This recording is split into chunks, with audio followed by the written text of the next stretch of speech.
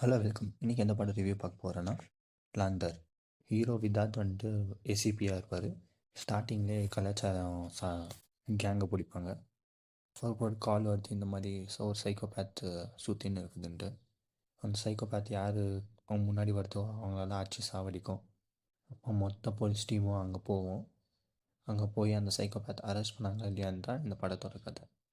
இந்த படத்தில் விதார்த்தோட பர்ஃபார்மன்ஸ் நல்லா இருந்துச்சு.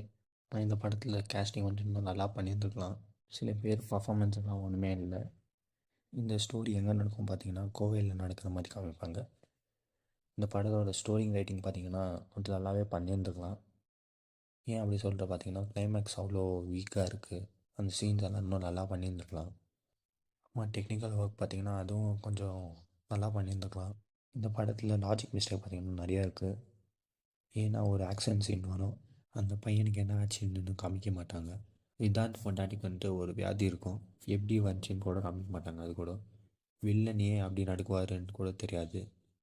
அதெல்லாம் ஏன்னு காமிக்காமல் வேறு ஏதோ காமிச்சுன்னு இருப்பாங்க.